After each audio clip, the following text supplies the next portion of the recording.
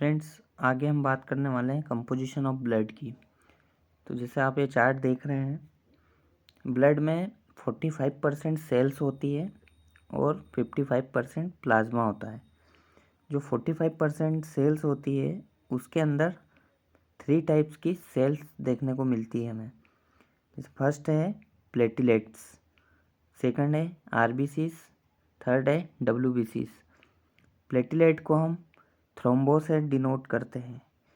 Thrombo means blood से ही related कहीं बात हो रही है, प्लेटिलेट से। सेकंड आरबीसी, आरबीसीज को हम इरिथ्रोसाइट भी बोलते हैं। वर्ड आया है साइट, साइट साइट मतलब सेल।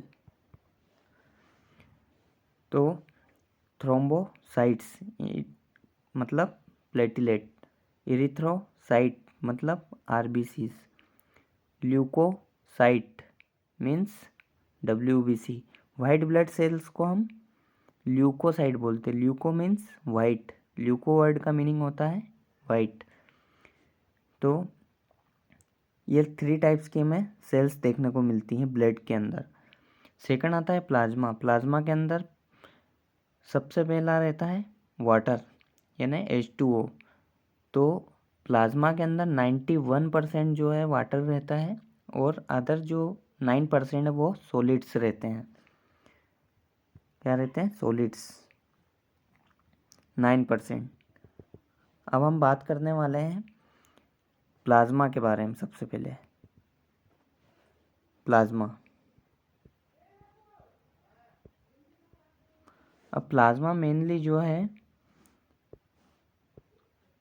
इसके अंदर 2 कॉन्स्टिट्यूएंट्स होते हैं। कितने होते हैं? 2। तो प्राइमरी होता है 1% और सेकंड होता है 8 to 9%। 9%। प्लाज्मा के अंदर भी किसकी बात कर रहे हैं हम? सॉलिड्स की। सॉलिड्स। अब 1% जो प्रोडक्ट रहेगा वो क्या रहेगा? इनऑर्गेनिक। इनऑर्गेनिक। और सेकंड रहेगा ऑर्गेनिक मॉलिक्यूल्स। ऑर्गेनिक। अब 1% जो रहेंगे वो इनऑर्गेनिक्स। तो इनऑर्गेनिक में क्या क्या हो सकता है? जैसे potassium, sodium, magnesium, calcium, phosphorus और बाइकार्ब HCO3, बाइकार्बोनेट्स। अब ऑर्गेनिक में जो है मेनली 2 चीज़ें देखने को मिलती हैं हमें। कितनी? 2 चीज़ें ऑर्गेनिक्स में।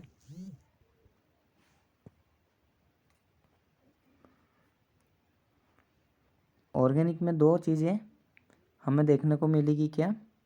Plasma proteins. सबसे पहले क्या देखने को मिलेगा हमें? Plasma protein.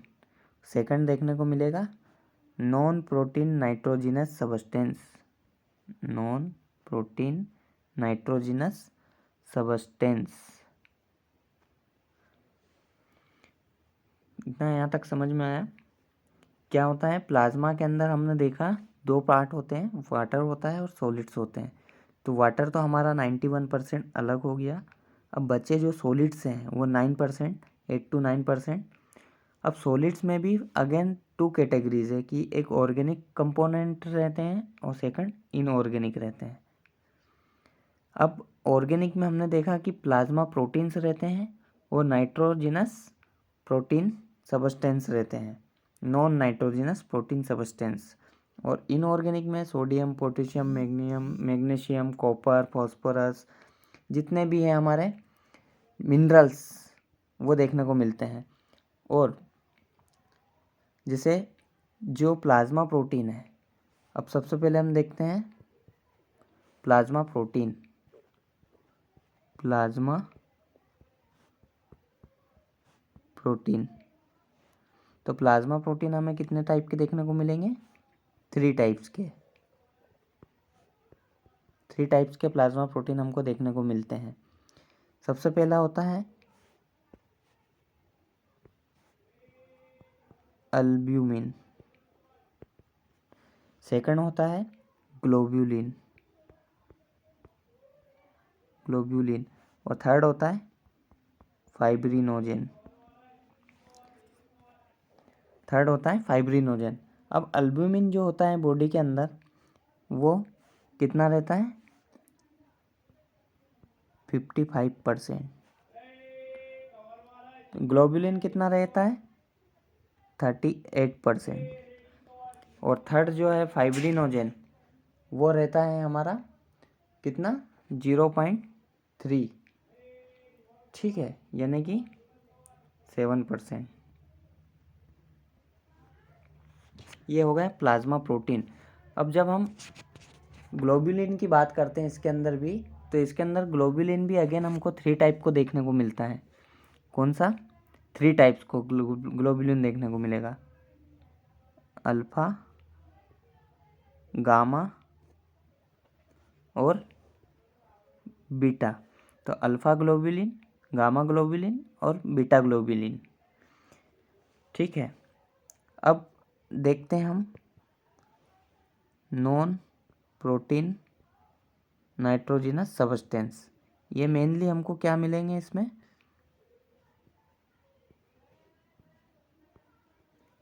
फर्स्ट तो हमको देखने को मिलेगा जैसे ग्लूकोज, सेकंड हो गया हमारा फैट्स एंड एंजाइम,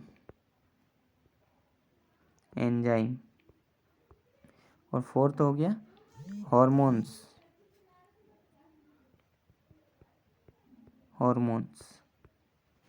ये हमें नॉन नाइट्रोजिनस प्रोटीनस सब्सटेंस देखने को मिलते हैं।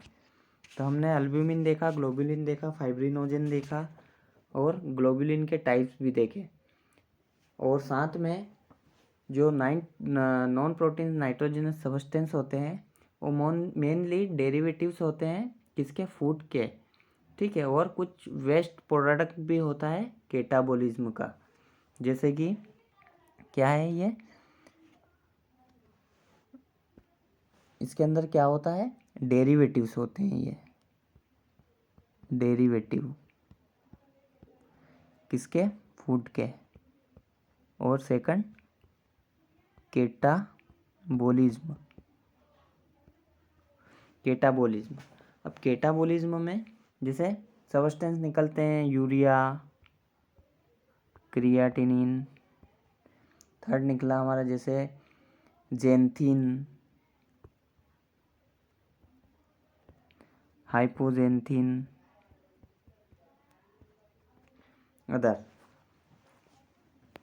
अदर सब्सटेंस क्या क्या होते हैं? जैसे फैट्स हो गए, फॉस्फोलिपिड्स हो गए और ग्लूकोज हो गया, कोलेस्ट्रॉल हो गया। तो ये चीज़ें हमारी कंपोजिशन ऑफ ब्लड में है।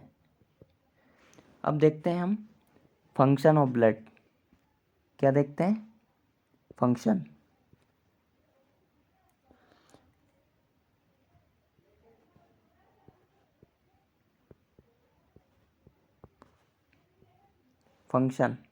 अब फंक्शन ब्लड के क्या क्या हो सकते हैं?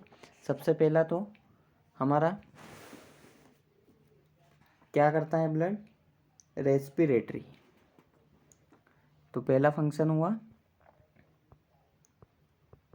रेस्पिरेटरी। सेकंड हुआ क्या हुआ? Nutritive function.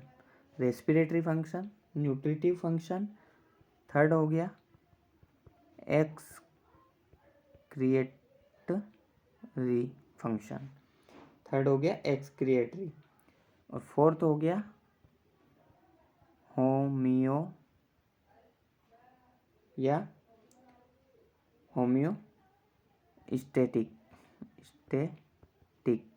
होम्योस्टेटिक। जैसे कि सबसे पहले हम रेस्पिरेटरी की बात करते हैं, तो रेस्पिरेटरी में क्या करता है? ब्लड ऑक्सीजन ट्रांसपोर्ट करता है कार्बन डाइऑक्साइड ट्रांसपोर्ट करता है ना। जैसे ब्लड ऑक्सीजन को लंग्स से बॉडी के डिफरेंट टिश्यू तक पहुंचाता है और डिफरेंट टिश्यू से कार्बन डाइऑक्साइड को लंग्स तक पहुंचाता है। तो ये हो गया रेस्पिरेटरी फंक्शन हमारा ब्लड का। सेकंड आया न्यूट्रिटिव। अब जब डाइजेस्टिव ट्रैक्ट से ब्लड होके गुजरता है तो जब फूड का एब्जॉर्प्शन होता है इंटेस्टाइन्स में, तब ब्लड लीवर में लेकर जाता है और फर्दर मेटाबॉलिज्म एक्टिविटी होती है ना। तो जो भी एब्जॉर्ब फूड मटेरियल है, जो जैसे अमाइनो एसिड हो गए, प्रोटीन्स हो गए, फैट्स हो गए, विटामिन्स हो गए, इलेक्ट्रोलाइट्स हो गए, तो ये डिफरेंट टिश्यू तक पहुंचाने का भी वर्क करता है ब्लड। अब एक्सक्रिएटरी बोले तो कि जब बॉडी में मेटाबॉलिक एक्टिविटी होती है और जो सेल्स होती हैं बॉडी की, वो जब वेस्ट प्रोडक्ट निकालती है, जैसे CO2, क्रिएटिनिन, यूरिया, ये चीज़ें कहाँ तक लेके जाती है? किडनी तक लेके जाती है ब्लड। उसके बाद जैसे हार्मफुल गैसेस बनती है जैसे कि कार्बन डाइऑक्साइड, ये भी हमारे लंग्स तक लेके जाता है ब्लड। ठीक है। अब होम्योस्टेटिक बोले तो क्या होता है कि ब्लड में हमने इंट्रोडक्शन में देखे थे कि pH होता है, तो pH को मेंटेन भी कौन करता है? ब्लड करता है। जैसे कि इंटरनल इन्वायरमेंट जो होता है उसको टेम्परेचर को रेगुलेट करके नॉर्मल फिजियोलॉजिकल लिमिट्स में, तो कुछ माइनर चेंजेस होते हैं बॉडी के अंदर जिसको हम क्या बोलते हैं? होम्योस्टेसिस या बफरिंग पावर भी बोलते हैं। इसके अंदर आता है बफर सिस्टम। अब buffer system mainly HB haemoglobin के कारण ही होता है बफर सिस्टम।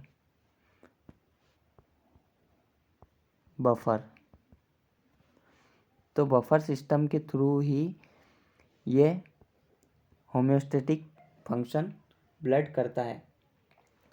अब नेक्स्ट देखते हैं एक और हम, regulation of body temperature. Regulation of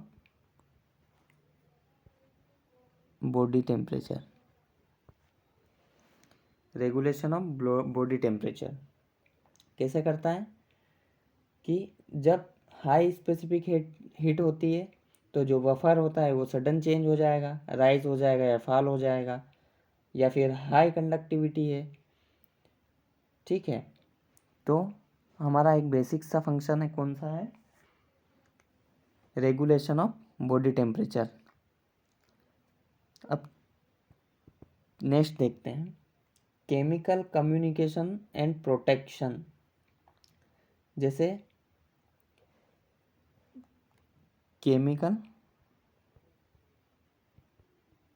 chemical और केमिकल कम्युनिकेशन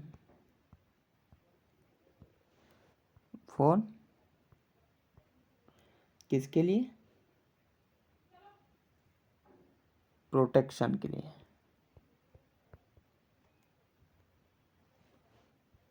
प्रोटेक्शन,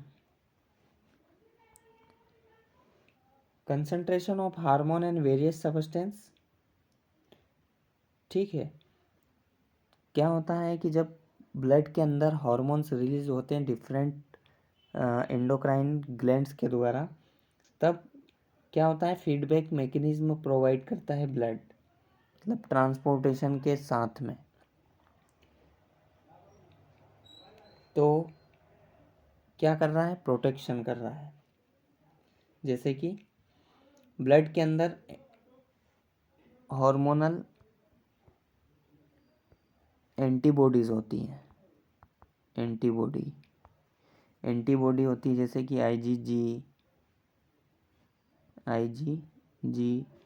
IgM, जैसे ये डिफरेंट अदर टाइप्स की भी होती हैं।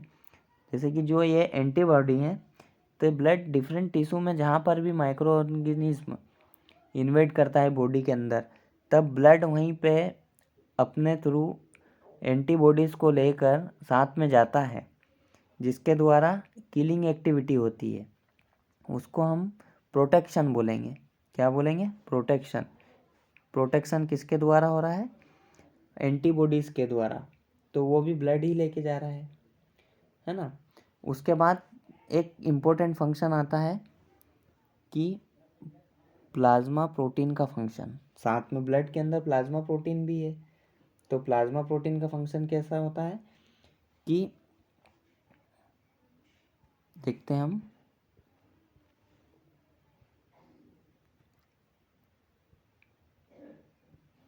Plasma protein. अब प्लाज्मा प्रोटीन का अंदर हमारा क्या होता है? मेजर जो प्रोटीन है वो क्या है? एल्ब्यूमिन है।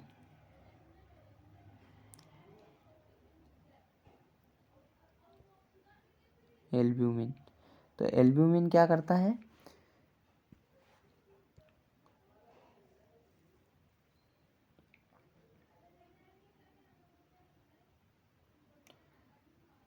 एल्ब्यूमिन मोस्टली जो है प्लाज्मा प्रोटीन है एल्ब्यूमिन का, ये ऑस्मोटिक प्रेशर को मेंटेन करके रखता है। सेकंड प्लाज्मा प्रोटीन है हमारा क्या? फाइब्रिनोजेन। तो फाइब्रिनोजेन ये एल्ब्यूमिन का फंक्शन हो गया, ये फाइब्रिनोजेन का हो गया। तो फाइब्रिनोजेन क्या है? एक प्रकार का ऐसा प्रोटीन है जब ब्लीडिंग होती है बॉडी में, कहीं से हिमोरेज होता है, हिमोरेज जब ब्लड निकलता है, जब हमें जैसे चोट लगी तो फाइब्रिन नोजेन जो है वो फाइब्रिन मटेरियल रिलीज करता है, धागे जैसा। वो क्लोटिंग सिस्टम में हेल्प करता है, तो उसको हम क्या बोलेंगे? फाइब्रिनोजेन। ठीक है। और जैसे ग्लोबुलिन भी हो गया या एल्ब्यूमिन हो गया, वो क्या करता है कि जैसे कोई हार्मोन है, हार्मोन हो गया, है ना, फूड पार्टिकल या फूड सब्सटेंस हो गए, जैसे फैट्स हो गई, कार्बोहाइड्रेट हो गया, ग्लूकोज हो गया, इनको भी ट्रांसपोर्ट प्रोवाइड करता है। ट्रांसपोर्ट प्रोवाइड करता है ब्लड, किसके थ्रू? प्लाज्मा प्रोटीन के जरिए। और साथ में हार्मोनल। हार्मोनल कैसे? कि जब प्लाज्मा प्रोटीन जिस ग्लैंड से जो हार्मोन निकलता है, जैसे कि जब हम एंडोक्राइन सिस्टम पढ़ेंगे उसके अंदर डिफरेंट टाइप के हार्मोन्स की बात करेंगे एंडोक्राइन में। तो जब एंडोक्राइन ग्लैंड से हार्मोन जब रिलीज होता है बॉडी में, ब्लड के अंदर, तब ये प्लाज्मा प्रोटीन वहाँ से उसे कैरी करके जहाँ पर एक्शन करना है उस हार्मोन को। जैसे कि मैं अगर एग्जांपल बताऊँ आपको, एक एग्जांपल देता हूँ कि सपोज पिट्यूटरी से एक हार्मोन निकला, थायराइड स्टिमुलेटिंग हार्मोन। अब थायराइड स्टिमुलेटिंग को किसके ऊपर वर्क करना है? थायराइड ग्लैंड के ऊपर करना है। अब पिट्यूटरी से लेके इस थायराइड तक इस हार्मोन को लेके जाना है, किसको? TSH को। तो क्या होगा? प्लाज्मा प्रोटीन जो है इसको बाइंड करेगा अपने साथ, इसको अपने साथ बाइंड करेगा और एक कॉम्प्लेक्स बना के अपने टारगेट तक लेके जाता है। तो ये क्या हो गया? इसका एक प्लाज्मा प्रोटीन का भी फंक्शन हो गया। अब एक वर्ड आता है फंक्शन के बाद, सीरम क्या होता है? सीरम। तो सीरम क्या होता है कि जब हम एक टेस्ट ट्यूब में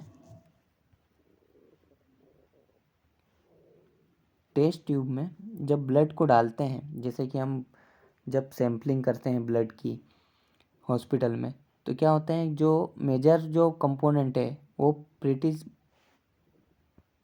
प्रिसिपिटेट हो जाता है, किसमें? ट्यूब में, और ऊपर में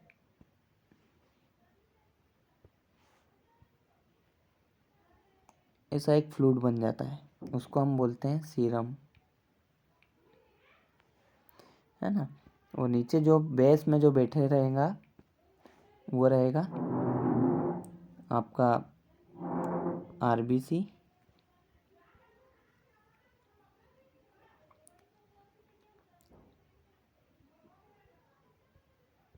आरबीसी।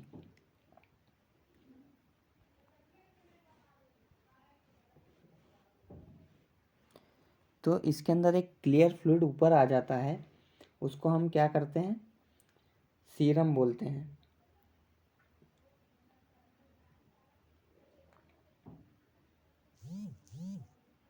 और जो सीरम होता है बॉडी के अंदर, इसके अंदर लेवल जो है, एक सीरोटोनिन वर्ड आता है इसमें, सीरोटोनिन। सीरोटोनिन क्या है, एक प्रकार का न्यूरोट्रांसमीटर बोल सकते हैं हम, जो ब्रेन से निकलता है। जब सीरम ऊपर आता है तो इसके अंदर मेनली क्या रहता है, सीरोटोनिन का कंटेंट ज़्यादा रहता है, ठीक है। इस सीरोटोनिन को ही हम 5-HT भी बोलते हैं। क्या बोलते हैं, 5 हाइड्रोक्सी ट्रिप्टामाइन। अब हम नेक्स्ट चैप्टर में बात करने वाले हैं कि प्लाज्मा प्रोटीन्स, फुल डिटेल में बात करने वाले हैं हम प्लाज्मा प्रोटीन के बारे में। धन्यवाद।